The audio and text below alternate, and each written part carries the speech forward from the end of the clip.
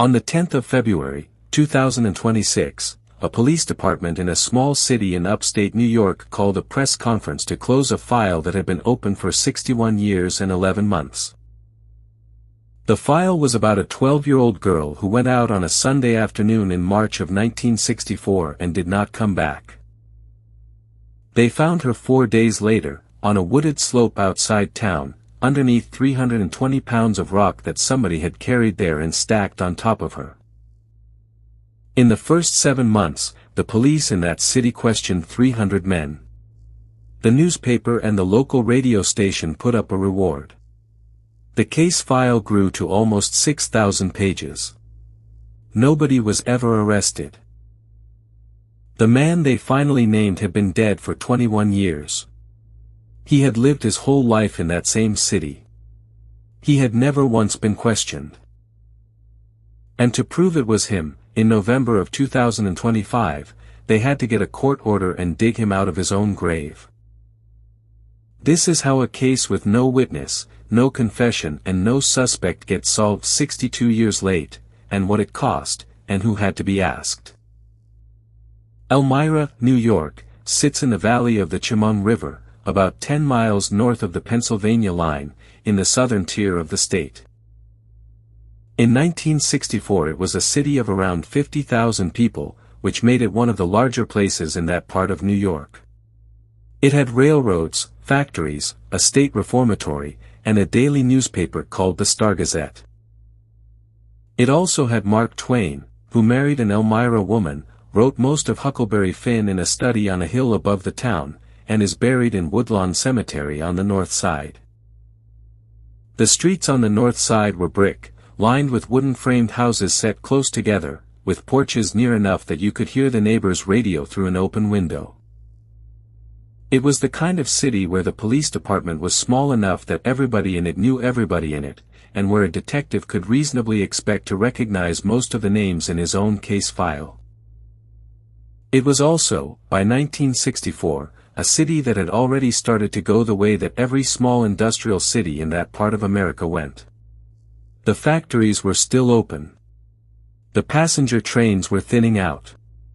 The young people were beginning to leave and not come back. None of which has anything to do with what happened to Mary Theresa Simpson, except in one respect. A city like that keeps its people. The man who killed her was born there in 1931, and he was still there when he died in 2004. 2 waterways run through it. The Chemung River cuts across the middle of the city. Newtown Creek comes down from the north and joins it.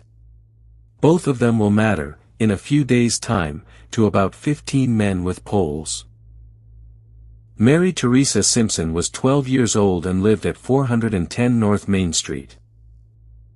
She wore pale plastic-framed glasses of the kind that every child in America seemed to be issued in 1964. In the photograph her family gave the newspaper she is smiling with her mouth slightly open, the way children do when an adult tells them to hold still. Her parents were Ellsworth and Rose Simpson. She had an older brother, an older sister, and an older half-brother. Her parents had separated in May of 1963, 10 months before, and Mary Theresa lived with her father. Late that year her father moved them out of Elmira altogether, to Hammondsport, a village about 40 miles north, at the southern tip of Keuka Lake. It is a beautiful place. For a 12-year-old it was also the wrong end of a long drive. From that point her mother saw her about once a month. Then, in the first half of March 1964, her father found work back in Elmira, and they came home. So when she disappeared, Mary Theresa had been back in her own city, on her own street, within walking distance of her mother, for less than 2 weeks. What her relatives told the Star-Gazette afterwards is what people always say about a child they have just lost, and it is worth repeating anyway, because it is all the record of her that survives. Quiet. A good girl. Active, shy, quiet. Sunday, the 15th of March, 1964. Around 3 in the afternoon, Mary Theresa left her father's apartment. She told him she was going to see her cousin. That was not the whole truth, and the part that was missing is the part that broke the timeline. She went to her mother's house first. Her father did not know she was going. She stayed about an hour. It was not defiance. It was a 12-year-old with 2 houses and 2 parents who were no longer speaking to each other, taking the small liberty that every child of a separation takes. She wanted to see her mother. She did not want to have to explain it. Some time after 4 she left her mother's and walked across to her cousin's house on the east side of the city, near the corner of East Market Street and Harriet Street. She left the cousin's house at about 6:30. It was the middle of March in upstate New York. The light was already gone. What happened in the next 15 minutes exists in 2 versions, and it is worth being honest about that, because the 2 versions come from 60 years apart. The account the Star-Gazette printed 3 days later, while officers were still knocking on doors, is this. Mary was last seen at approximately 6:45 in the evening by her aunt, and by her aunt's 2 daughters, at the corner of Market and Harriet Streets. The account that has been repeated in the modern coverage is slightly different. In that version she was seen at 7 o'clock, standing in front of a store, by a friend, and she said she was heading home. They may both be true. A girl walking home can pass an aunt at 6:45 and a friend at 7. What they agree on is the important part. At around 7 in the evening, on a street she knew, less than a mile from where she was staying, somebody saw Mary Theresa Simpson for the last time. Her father waited. At 10:30 that night, Ellsworth Simpson telephoned the Elmira police and reported that his daughter had not come home. What happened next was, by the standards of 1964, entirely ordinary, and it is the reason the first 2 days were lost. There was no alert. No photograph on television, there was no local television news to put it on. No siren, no press conference, no organized volunteer search. A 12-year-old girl from a separated household who was late home was, to a police department in 1964, a girl who would turn up. Officers still went out the next morning. They searched several empty houses. They telephoned her friends. They found nothing. And by the end of that same day, something about it had changed for them, because they went to the district attorney and told him that the circumstances of this disappearance were not normal. By Wednesday the 18th, 3 days in, the search had stopped being about a missing child. Captain James Smith told the Star-Gazette that about 15 men had been assigned that day specifically to search vacant buildings, abandoned homes, junkyards, excavations, and used car lots in many parts of the city. The banks along Newtown Creek and the Chemung River, he said, had also been searched by police. Read that list again, because it tells you exactly what those men expected to find, and roughly where they expected to find it. Junkyards. Excavations. River banks. By Wednesday, Elmira police were looking for a body in water or in a hole. Captain Smith put it to the paper as carefully as a policeman can. Police, he said, are not discounting the possibility of foul play in the disappearance of the missing girl. Every department in New York State was notified. Then every department across the line in Pennsylvania. And on Thursday the 19th of March, 4 days after she said she was going home, a man took his 2 sons for a walk in the woods southwest of the city. The place is on the Southport side of the Chemung, below a road called Combs Hill, about 5 miles from the corner where her aunt saw her. It is hill country, hardwood, steep, no houses. You do not end up there by accident. About a mile in from the road, one of the boys stopped at a pile of stones. It was the wrong thing to find in that place. Nobody clears a field halfway up a wooded hill. Nobody stacks rock in the middle of nothing. Underneath it was Mary Theresa Simpson. She was fully clothed. She had been covered with earth, with tree branches, and with the stones. Her throat had been packed with dirt and twigs. The county medical examiner ruled that she had been strangled or choked. The autopsy also found that she had been sexually assaulted. That is the whole of what will be said about that here, and it is very close to the whole of what the police said publicly at the time. The examiner concluded that she had been killed at or very near the place she was found. She had not been carried up that hill afterwards. Whatever happened, happened there. A photographer from the department, Captain James Smith, the same man who had assigned the search, took a picture that week of a line of officers moving slowly across the ground below Combs Hill Road. Men in overcoats and hats, spread out an arm's length apart, looking down. They found white buttons near the scene. The paper ran that as a headline of its own. And then there were the stones. 320 pounds of them. Nearly 150 kilos.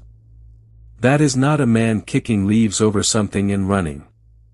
That is somebody walking a hillside in the dark, in March, picking up rock after rock, carrying them back, and laying them down.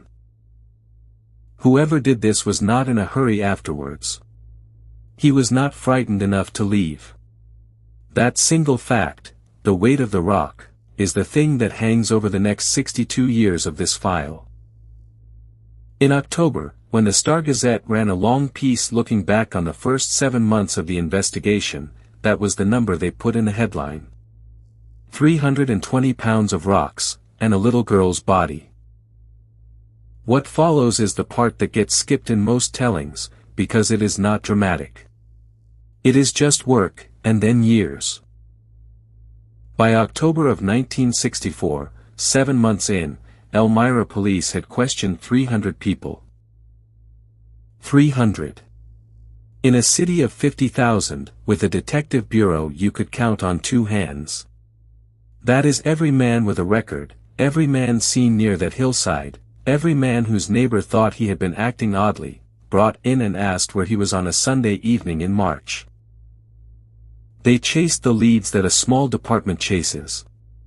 At one point the paper reported that officials might want to talk to a light-haired man with a mustache, remembered by an employee at a store, a woman who could not recall which day he had come in. There was a lead about a pair of old shoes. There was a lead about the buttons.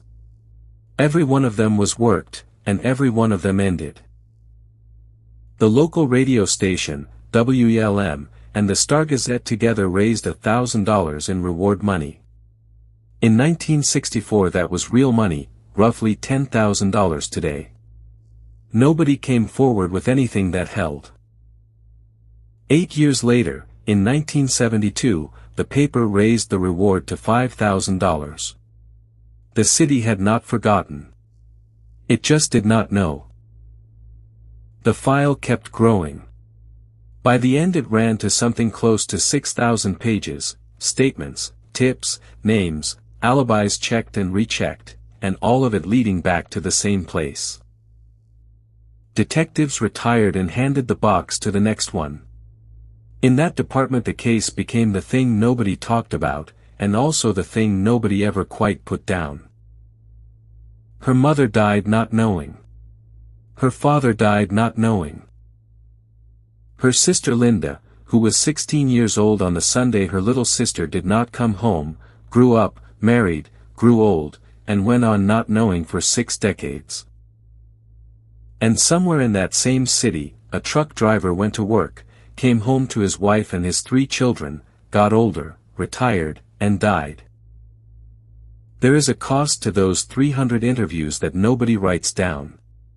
In a city of 50,000, 300 men were taken to a police station and asked to account for a Sunday evening in connection with the murder of a child. Most of them had done nothing. Some of them had neighbors who watched the car pull up. In a place that size, being questioned is a thing that follows a man around, and a certain number of those 300 lived the rest of their lives in a town where somebody remembered. None of them was the right man. The right man was at work, driving, with a wife and 3 young children at home, and no one ever asked him anything. Now, the decision that actually solved this case. It was made by somebody whose name is not in any of the coverage, in a year when it made no sense at all. In 1964, they kept her clothes. Understand what that means. 1964 is 22 years before DNA was used as a forensic tool anywhere in the world. As the chief of police in Elmira put it, 6 decades later, this was 1964, DNA did not come around as a forensic tool until around 1986. Nobody putting a murdered child's skirt into an envelope in 1964 had any idea what it would one day be worth. There was no theory under which that cloth would ever speak. They kept it because the case was open, and that is what you do with an open case. And then they kept it for 39 years. Through moves, through renovations, through 6 or 7 changes of chief, through every reasonable moment at which somebody could have looked at a box from a case older than most of the department and decided the shelf was needed.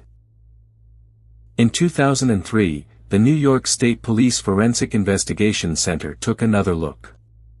Her clothing, her purse and hair samples went back to the laboratory.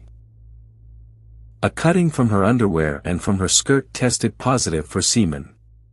A genetic profile was developed from it, the profile of a man nobody could name, and it went into CODIS, the National Offender Database.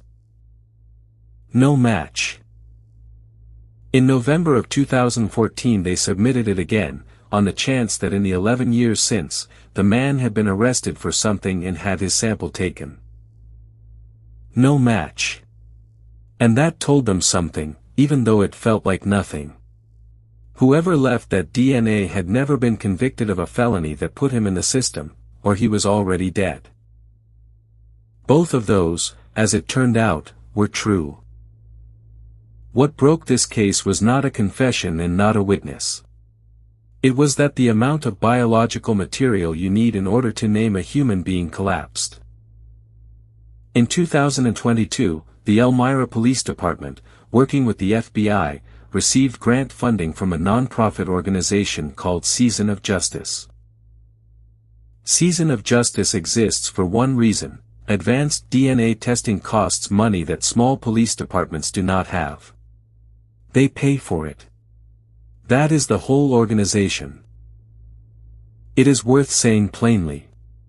Part of the reason a 12-year-old girl waited 6 decades is that the science had to arrive.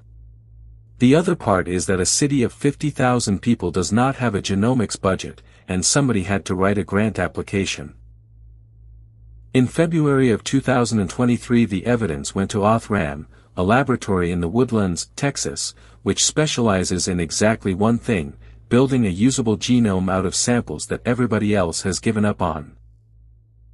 The sergeant who ran the case, William Goodwin, later described what they had to work with.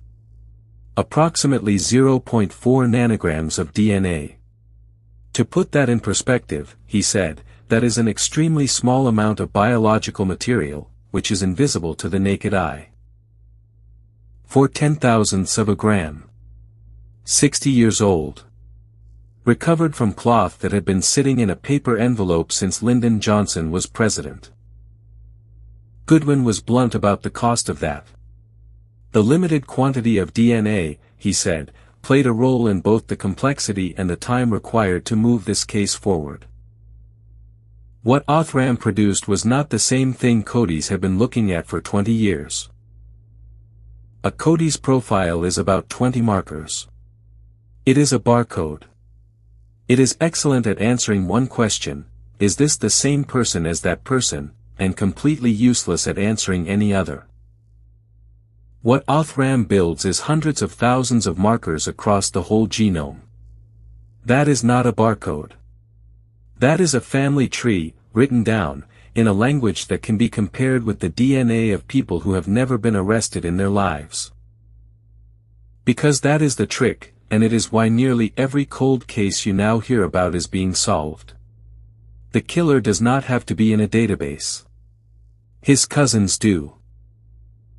Millions of ordinary people have uploaded their own DNA to genealogy sites looking for relatives.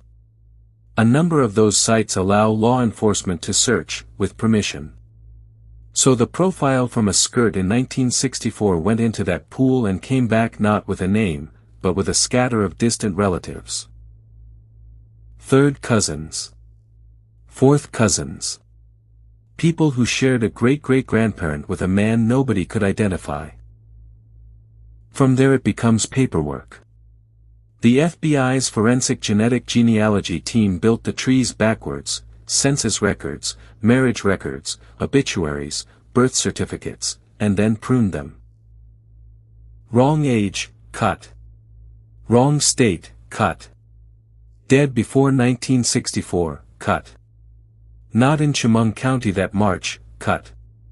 Students from the Criminal Investigation Resource Center at Russell Sage College worked the genealogy alongside them. It is slow, and it is not glamorous, and it is worth knowing that it is also contested.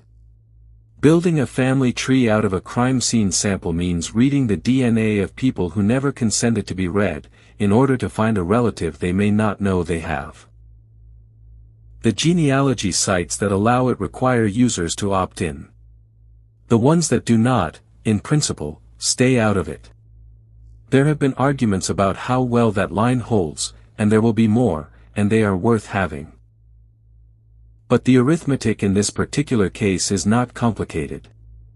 A man committed a murder in 1964, was never arrested for it, and died. There was no other route to his name. There was no witness left alive to interview and no confession coming. And what was left, at the end of that, was one man. In the file, they called him John Doe. Across 2024 and into 2025, investigators from Elmira, the FBI office in Corning, and the New York State Police went out and knocked on doors. Think about what those conversations were. You are interviewing people who do not know they are related to a murder. Most of them had never heard the name Mary Theresa Simpson. In 2025, one of those conversations reached a living man whom investigators believed to be the biological son of the man who had left DNA on a child's clothing in 1964. He was asked for a cheek swab. He gave it voluntarily. Nothing further is publicly known about that man, and nothing further should be. He is not a suspect in anything. He has not been named, and he will not be named here. What can be said is that he was asked a question that almost nobody is ever asked, and that he answered it, and that his answer is the reason this case has an ending. In June of 2025, the State Police Forensic Center gave the Elmira Department its answer. The man who had left the DNA on Mary Theresa Simpson's clothing could be included as the biological parent of the person who had given that swab. After 61 years, they had a surname. And the man who carried it had been dead for 21. Which left exactly one way to be certain. In November of 2025, Chemung County Court authorized an exhumation. The National Center for Missing and Exploited Children helped pay for it. A forensic anthropologist was brought in from Detroit. They opened a grave in an Elmira cemetery, took a biological sample from what was left of the man in it, and sent that away to be compared against a 61-year-old stain on a child's skirt. It matched. The odds that the DNA on Mary Theresa Simpson's clothing belonged to anyone other than the man in that grave were calculated at less than 1 in 320 billion. 320 billion. It is a coincidence of this case and nothing more that the number matches the pounds of rock. It is still a hard thing to hear twice. On the 10th of February, 2026, the Elmira Police Department held that press conference. The chief, Kristen Thorne, stood at a podium in front of a screen with Mary Theresa's photograph on it and the words, "Case Update and Closure." "This is a historic day for the Elmira Police Department," she said. "Justice after almost 62 years." The man investigators identified was Alfred Raymond Murray, Jr. He was born in 1931. He was born in Elmira and he was raised in Elmira. In March of 1964 he was 33 years old and living in that same city, with a wife and 3 children. He had served in the United States Army. He drove a truck. He had no known connection of any kind to Mary Theresa Simpson or to her family. Not a neighbor. Not a relative. Not a friend of a friend. Investigators looked, and there is nothing. Which means that on a Sunday evening in March, a 12-year-old girl walking home along a street she knew crossed paths with a man she had no reason on earth to be afraid of. Sergeant Goodwin said one more thing about him at that press conference. Over the decades, Murray had repeated criminal involvement involving offenses involving children. Sit with that for a second, next to the 300 men who were questioned in 1964. Because he was never one of them. Not in 1964. Not in any of the 62 years after. He was never considered a suspect in this case at all. He lived out his whole life in the city where he had done it. He was buried there in 2004, at the age of 73, with an obituary that listed his army service and his family. And the thing that finally took his name out of that grave and put it on a screen in a police station was his own son's DNA, given voluntarily, by a man who had no idea what he was giving. Chief Thorne was careful about what the announcement was, and what it was not. If Mr. Murray were still alive, she said, the district attorney's office would seek criminal charges against him for murder. He is not alive. He was never charged, never tried, never convicted. What happened on the 10th of February 2026 is not a verdict. It is a police department stating a conclusion, with the arithmetic to support it, in a case that can no longer be taken to a court. That distinction matters, and it will keep mattering, because there are going to be a great many of these. Genetic genealogy is now clearing cases faster than the legal language has caught up with. A lot of the men being named are dead. Obviously, Thorne said, if he were still alive, investigators would interview him in an attempt to get more evidence. What happened? Why her? That, she said, we will never know. But what we do know now is who. And then she said the sentence that family had waited 62 years to hear.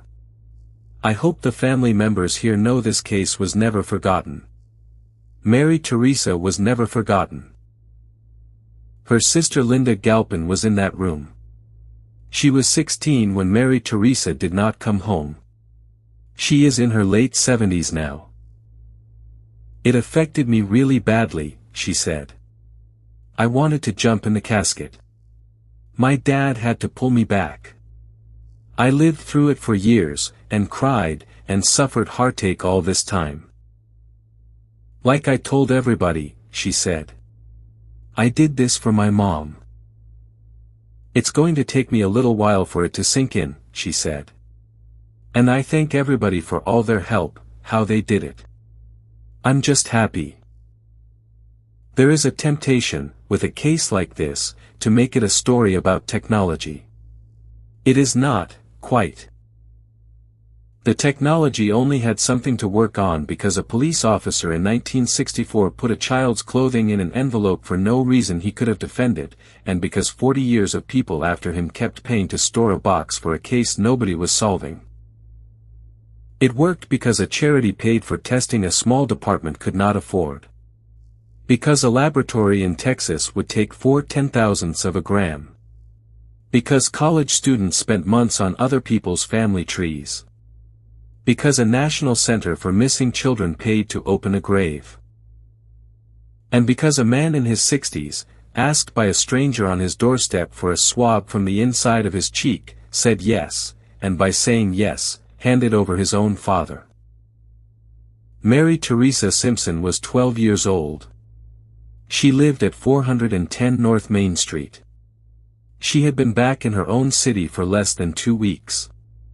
She told her father she was going to see her cousin, went to see her mother instead, and at about 6:45 her aunt saw her on the corner of Market and Harriet. It took 62 years, 300 interviews, 2 failed database searches, a grant from a charity, a laboratory in Texas, a team of college students, for 10,000ths of a gram of biological material, and a court order to open a grave, to find out who stopped her on the way home. Elmira closed the file in February. It had been open since March of 1964. It is the 18th case in the state of New York solved this way, and it will not be the last. Thank you for watching Picket Fence Crimes.